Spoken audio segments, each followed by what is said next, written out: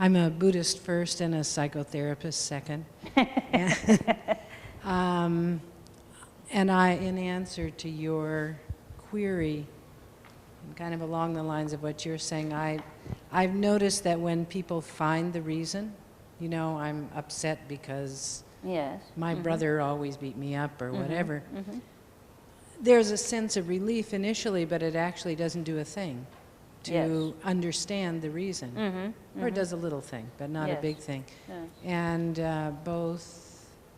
I've gathered a lot of ways of working with this from Pema Chodron and a woman named Tara Brach, who's a Buddhist psychotherapist. And basically they say, drop the story, you know, the long story of they did, I did, that digging in you're talking about, and just be with the feeling without the attachment of the story. Just let it kind of resonate through your body. I think that's a very good advice, because that comes from, it seems, both the wisdom of the modern science and the background of the Buddha's teachings. So I think it's a very good advice. As you said, for some it seems very important to find a reason. They just won't go beyond it. For example, it's not only in psychology, even in teachings. If your devotion to your teacher, let's say, is a factor that you're struggling with. If you haven't found a teacher, let's say, and you're struggling with that idea of not having found a teacher, it almost seems like you're not going to do 100 other possibilities that you can do without finding a teacher, but that not finding a teacher becomes so big an issue that you're not going to do anything else. So it's a human nature, it seems, is to find reasons why you're not going to go ahead. And for some people, no matter how many times you say it's not so important right now, you can be generous without a teacher, kind without a teacher, they'll say, yes, yes, I know, but. And so when the stubbornness is very strong, it sometimes is good to say, you know, go to this one, he's your teacher, you're karmically connected to that teacher. So that, you know, you hope the teacher works, but then you hope that other 100 things have a passage to begin to blossom. So in the same way, sometimes people talking about what is the most important factor in their life that seems to have stemmed their growth, I think is helpful for them. But as you said, after that, one can't talk about those who are not practicing Buddhists. But for us who are practicing Buddhists, is to just then let it be something that you have discovered, what was very important to you, and then continue on without making that into the only reason, because it shifts, as you said. That is a cause, but the cause dies, it's impermanent, that's dead.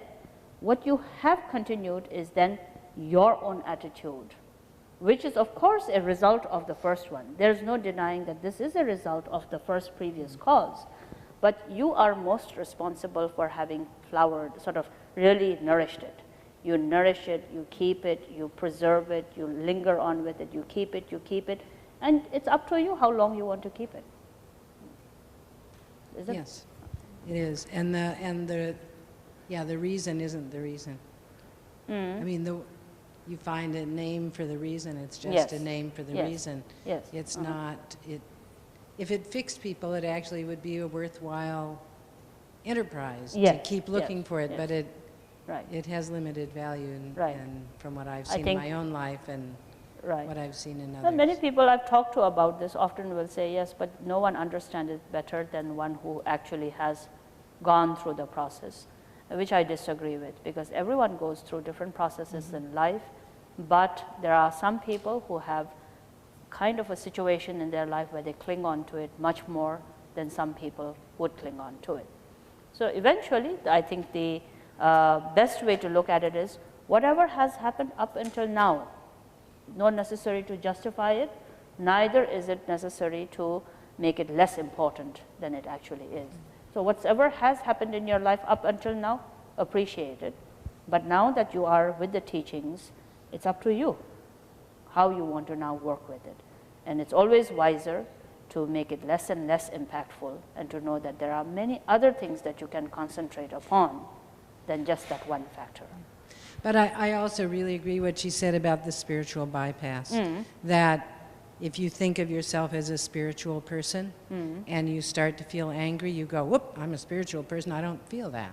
And then you talk a lot about being honest about where you are. That's not good at all. And if that's what spiritual bypass, then that is, I think, having a very unrealistic expectation in your own self. That's suppression. Yeah.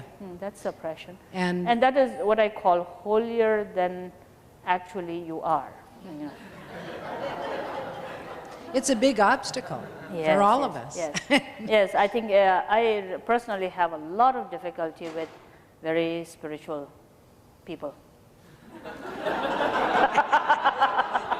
It's very difficult to be profound all the time, isn't it? Yeah.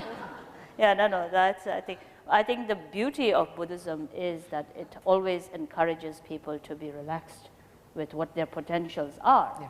And in that relaxation, not being sort of lazy and not making it better, there's an aspiration and a hope that it is always better and better.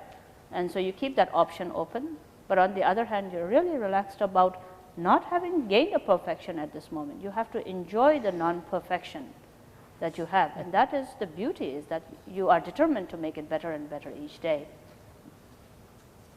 Okay?